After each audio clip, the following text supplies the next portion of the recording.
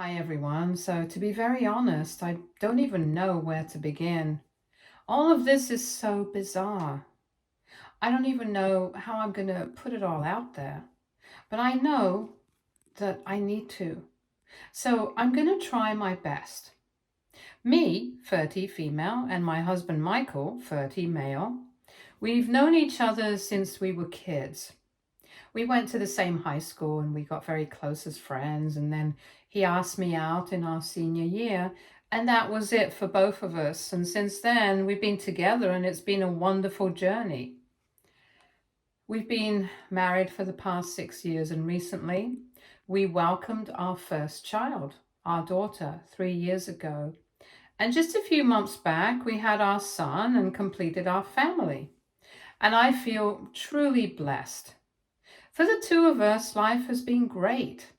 Now, coming to my best friend, she's been in my life even longer than Michael. We've been best friends since middle school, and Angie and I have been inseparable. I thought that we didn't have any secrets because obviously we've known each other for so long, and she's even the godmother to my daughter, but I was really wrong on that front. Because apparently there's a lot about her that I had no idea about. Our relationship has been pretty normal for many years, but for the last couple of months, she's been acting pretty weird. She decided to get married out of the blue, and just for the record, she and her fiance, or soon to be ex, or whatever you want to call it, haven't even been together for that long. Let's call him Jim. So Jim and Angie have been seeing each other for the past year, and they get along well enough. She seems to really like him, and he's already said that he loves her. But before they got engaged, she had been telling me about how she's not really sure about him, and she had been very upset because they had had some fight. I don't remember about what, and she had started to believe that maybe they were not as compatible as they should be. And she told me that she was sick of ending up with guys she couldn't marry, and she really wanted to settle down in life now. I remember that conversation quite vividly, but then just a few weeks later, she was calling me to tell me that Jim had proposed and she had said yes. She was really excited about it, so I decided not to bring anything up about the conversation that we had previously. But since then, I found it very strange that one day she was complaining about how incompatible she was with Jim, and just a couple of weeks later, he had proposed and she had said yes to getting married. And to be very honest, I found it very surprising that Jim had proposed because, like I said, they hadn't really been together for that long. It's just been a year, but then again, when you know, you know. So I decided not to comment on it, and I was just happy for her. And let me just mention, we had that conversation about incompatibility maybe 4 to 5 weeks before she got engaged. And in the middle of it, I had told her that I was pregnant. I was 5 months along at the time, and that's when we decided to tell people apart from our immediate families. Back then, obviously, I didn't think that my pregnancy announcement had anything to do with her engagement. But now, I'm not so sure anymore. So anyway, she's been planning her wedding for the past 8 months, ever since she got engaged. And I was asked to be the maid of honor pretty much immediately afterwards. Nothing seemed that weird in the beginning, apart from whatever I mentioned.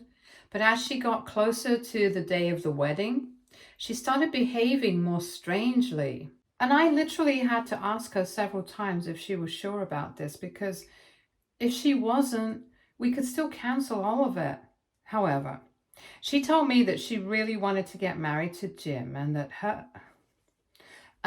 at her age, she didn't want to back out of this just because of cold feet, and said that she would be fine after she got married. I had my doubts, but it was her decision to make, so I didn't say much. Then, a couple of days ago, she got married, and until the ceremony, everything was fine. But after that, during the reception, she got super drunk. And I'm talking words getting slurred, kind of drunk. So it was pretty strange, and I even tried to get her back in control, but she just wouldn't listen to anyone. So that's how things turned out to be completely disastrous in the end, because at one point in time, she took it upon herself to make a speech about how happy she was that she was finally married now. The beginning of the speech was nice enough, and even though she was super drunk, she was saying nice things about her husband, and people were laughing, a little awkwardly, but nobody seemed to mind it too much. However, she just went on, and things took a turn for the worse when she started talking about how I, her best friend, played a major role in her decision to get married. And she started talking about my marriage and how I've been with Michael for so many years and how she's always been a little jealous of me. She spoke about our kids and her happy marriage and said that that's exactly what she wanted. And then all of a sudden she started talking about how she fully believed that the life that I'm living right now was the life meant for her. And I never really deserved it, nor did I deserve Michael, because apparently she's been head over heels for him ever since high school. And she kept waiting to pluck up the courage to ask him out at some point, but never could. But by the end of senior year, he had asked me out and we were together, and she was left heartbroken. And since then, she has tried her best to be happy for me. But ultimately, she knows for a fact that she would have been a better wife and a better mother to our kids if Michael had just chosen her instead of me. And throughout all of this, she was so drunk, and I was trying to stop her from saying things that she would regret. But after she started saying these things, I was so shocked that I couldn't even tell her to shut up or anything, because I was so stunned. I was literally speechless. And I think so was everybody else, because she was pretty loud. She didn't even need a mic. She just kept going on and she was laughing as if it was some huge joke. But nobody else found it funny. Everyone was shocked, and after a point in time, I realized that I'd heard enough. I was really hurt and disappointed, so I decided to leave the wedding. I didn't even care about anything else. I just walked out with my husband. Thankfully, my parents had only been there for the ceremony, but had gone home with our kids during the reception, so my daughter didn't see any of that, because I don't think I would have ever been able to explain it. Since Angie has been like a sister to me, and like I said in the beginning, she's even my daughter's godmother, and nobody could have seen anything like this coming. Anyway, after that day, I didn't speak to her for 2 days, and I was really upset, because this was a lifetime of friendship just gone with one speech, since I'm pretty sure I can't be friends with her anymore. And then last evening, she called me up, and I thought that she was going to try and apologize. But I was not ready to speak to her, so I decided not to answer the phone call. But she just kept calling, so at one point in time, I decided to just hear her out. And I was shocked to learn that she was not calling to apologize. But in fact, she was calling to yell at me, because for some reason she had decided that it was my fault that she got that drunk and started saying all those things. As soon as I picked up the phone, she started yelling at me, saying that because I did not try to stop her while she was drinking, she lost control of herself and got too carried away, and said many things that she shouldn't have.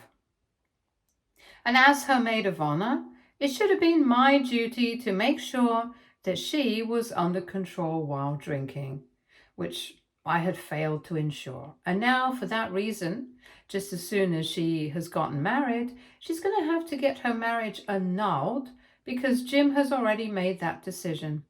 She was quite hysterical, and she didn't even let me talk, even though I tried to interrupt and tell her how ridiculous she was behaving several times. But she just kept going on. And in the end, she told me that I was the most selfish person that she had ever known, because first, I had taken away the life that she wanted, and now, when she was finally happy with Jim, I had somehow ruined that for her as well by not being there for her. She said that she was just making a joke. She didn't really mean any of that, even though it didn't seem that way, quite frankly, and said that it wasn't her fault, that nobody else got her drunk humor, and I should have stopped it somehow. And then she hung up, and when I tried to call her back, only to argue with her, I realized that I had been blocked. Now, I know that it doesn't make sense for me to feel bad about any of this because it's not my fault. I couldn't have known, and I did try to stop her from drinking that much, but at the end of the day, I can't help but wonder if it's actually my fault. I'm trying to look back on everything and think whether I had actually been so self-absorbed that I couldn't see that Angie also liked Michael at any point in time.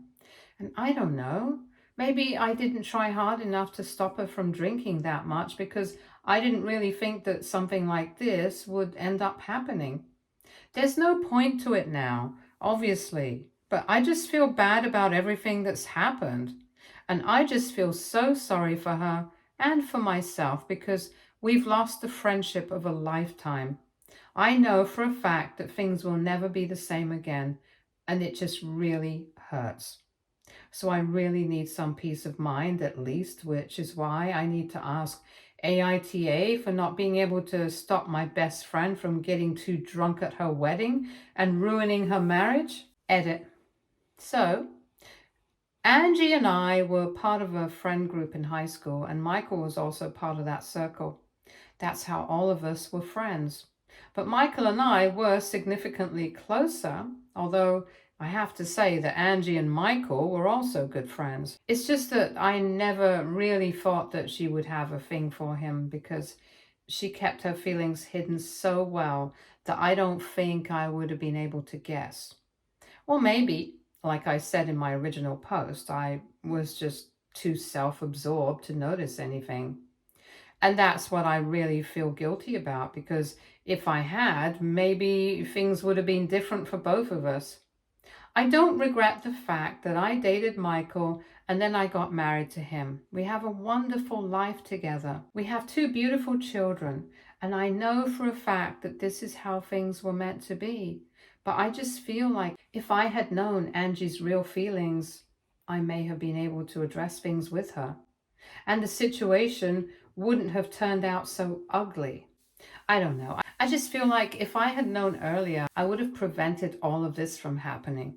And I know it's an irrational, unreasonable thought to have, but I've loved her like a sister. And it's just difficult to think that we're never going to be the same again. Michael has been there for me to the best of his abilities, and I'm really so grateful to have him by my side, but everything just stings right now. Update 1.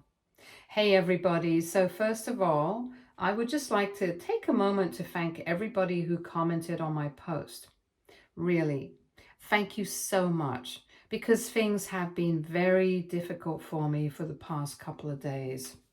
It's been hard for me to accept the fact that she and I will never have the same kind of relationship again, especially because we've been friends since we were literally children. But after going through the comments, after speaking to my husband at length about all of this, and even talking to my parents about it, I know that this is my fault. I don't have to blame myself for any of this.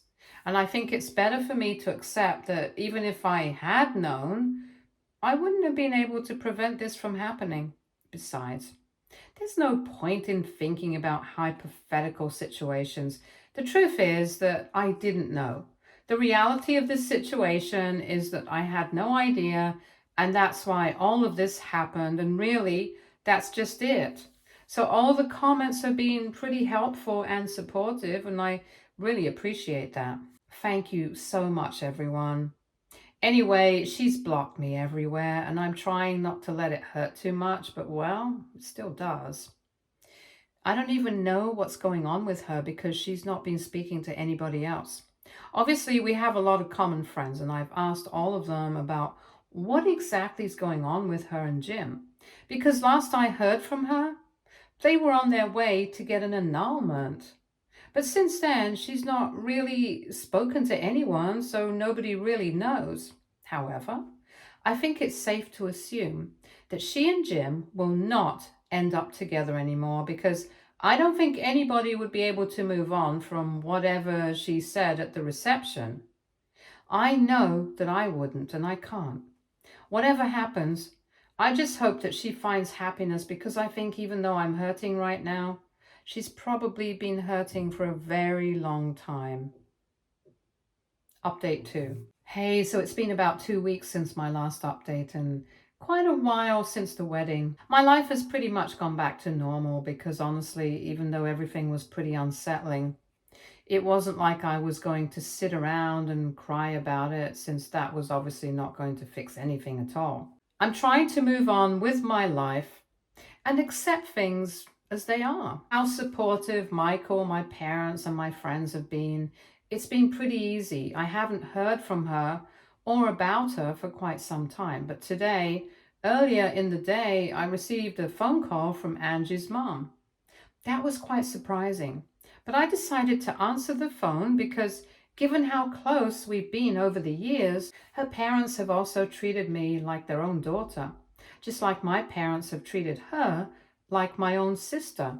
And I didn't want to disrespect them, so I picked up the phone, and I'm very glad that I did, because as soon as I answered, Angie's mom started telling me how sorry she was about everything that happened and that she had been waiting to make this phone call for quite some time. But she had been caught up with all the drama that has been going on with her daughter and Jim. She didn't elaborate on that because obviously that's Angie's business now. And I didn't ask either because I didn't want to pry. But I'm getting that they're not going to try to make the marriage work anyway. On the phone, she told me that she was very sorry about everything and that she knew Angie really missed me and she's been miserable since that day. And even though she won't admit it, she knows that she's the one who screwed things up. So in all probability, she definitely wants to apologize but can't bring herself to do it. So basically, Angie's mom was calling me to apologize on everybody's behalf, not just herself, but also Angie and her father. Her dad decided not to be on the phone call because apparently he was too embarrassed to even talk to me after everything has happened. But he did say that he would like for me to forgive and forget.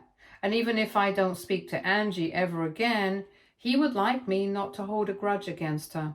And I told them that that was a given because in spite of everything that's happened, it's not like she was in control of her own feelings. I definitely think that she should have dealt with the situation better. I do think that this is probably hard on her as well, and there are no winners here. But regardless of how upset I am with her, I don't think I would hold a grudge against her since it just wouldn't make sense. And I reassured them that I'm not upset with them at all. Because to be fair to them, it's not really their fault.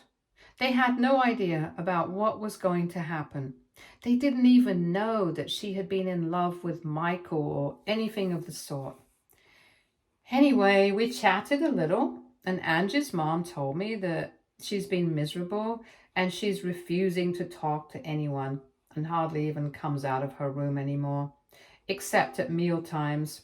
She told me that she's been worried and she's basically just said that if this continues, they might take her to a mental health professional because obviously right now she needs it more than ever.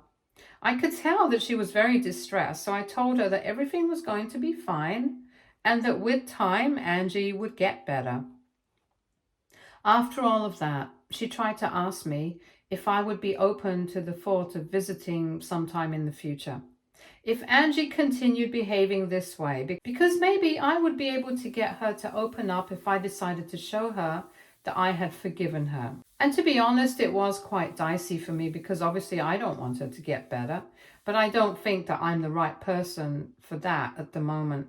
So I told her mom that I could understand why she would think of me because obviously for so many years I've been the only person that they've always thought of whenever Angie has been upset. Anytime anything has happened that has upset Angie, and she would speak to her parents about it. They would call me, and if it was something that I could share with them, I would tell them, and they would deal with the situation accordingly. But if it was a secret, I would just tell them to leave it to me. And even with my parents, it was the same. That's how close we had been. So naturally, this was her first instinct in this situation as well. But unfortunately, I don't think I would be able to do anything here apart from making the situation worse. So this time I had to let her down gently. And luckily, Angie's mom was very understanding about it. Obviously, I felt bad because I knew that she was very distraught and upset about all of this, like any mother would be. And she was probably grasping at straws to make the situation better somehow. But I think this is something that Angie has to deal with on her own. I definitely cannot help her out here. And if she doesn't open up to her parents or literally anybody else, they won't be able to help her out either. So far, it's just been us against the world, but now I think it's not the same anymore. So we're going to have to fight our battles on our own, and we can't count on each other to have each other's back. She let me down, and I'm pretty sure that she feels the same way about me. And as hard as it is, that's the way things have turned out to be, and we have to accept it. I have my husband and my parents to have my back, though. So I just hope that she opens up and trusts the ones who love her so that she doesn't end up alone. Update 3. Hey, so it's been a couple of weeks since my last update. 6 weeks to be precise, and things have been pretty normal for me. Obviously, sometimes I do end up missing Angie because now we don't talk anymore. But other than that, it's been all right. I haven't heard from her for a very long time, but I don't know that she and Jim ended up getting an annulment.